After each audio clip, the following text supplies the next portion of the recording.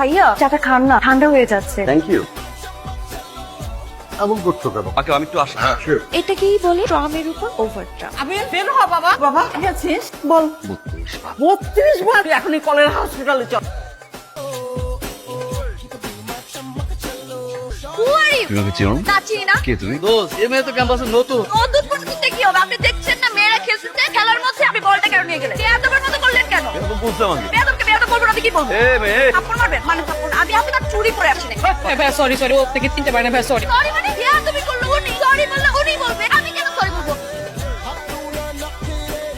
মাই god, কাজটা কি করলো? মানে আমার মুখ ললিপপ দিয়ে বন্ধ করে দিল। এই তুই এরকম সরি সরি করতেছিলি কেন? ভুল আমরা করছি, সরি বলি কেন? আরে উনি আমাদের সিনিয়র বলবে, সিনিয়র মানুষ এরকম ব্যবহার করে জুনিয়রদের সাথে? আরে এটা ওনার দাদার কলেজ, তো উনি আর না আসলে কে আসবে এখানে? ও দাদার কলেজ। ফরজকে ভাগ্য ভালো যে আমি মাইরা ওর বুক বচকায় ফেলাইনি শুধুমাত্র তোর জন্য। তুই আমাকে কেন টাইনা নিয়ে আসলি? একটা মাইরা হলো তো দিতাম। তুই সিনিয়র বড় ভাইরে কি হয় মারবি বল? যেদিন মারবো না সেদিন বুঝবি। আন্টি পাশে কনস্ট্রাকশনে কাজ চলছে, আমি বলে দিয়ে আসছি। এই বলে এখানে কি করবি? নাও। কি সুন্দর করে খাবারটা পরিবেশন করছে। কাজের মেয়ে নাকি আন্টি? এটা আমার মেয়ে। আন্টি আপনার মেয়ে? ও কিন্তু তোমার দাদার কলেজে ভর্তি হচ্ছে। আমার দাদার কলেজে? আঙ্কেল আপনি কোনো চিন্তা করবেন না, আমি আছি। এই শোন, যদি কোনো হেল্প লাগে আমাকে বলিস। আন্টি পড়া লিকার দিয়ে এক কাপ চা। তুই যা, চা বানাইনি। হ্যাঁ জামাইয়ের বাড়িতে কাজ করতে হবে না? ঠিক আছে বানিয়ে আস। ঠিক আছে যা। আমাকে অপমান করো। তোরে আজকে আমি এমন চা খাওয়াবো না সারাটা জীবন মনে থাকে। এই চা খাওয়ার পরে নিজের নামের কথাই ভুলে যাবো। আমাকে অপমান করার স্বাদ ঘরে ঘরে নেই। গরম গরম চা। আমি চলে আসছি, স্টুডেন্ট পড়াতে হবে তো।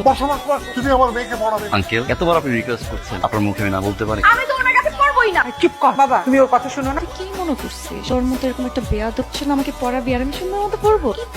দেখ না তোর কি করি। ভাইয়া চাটা খান না, ঠান্ডা হয়ে যাচ্ছে। Thank you. এমন করছো কেন? ওকে আমি একটু আসি। হ্যাঁ sure। এটাকেই বলে ট্রামের উপর ওভারট্রাম। আমি বের হ বাবা। বাবা ঠিক আছিস? বল 32 বার এখনই কলেরা হসপিটালে চল।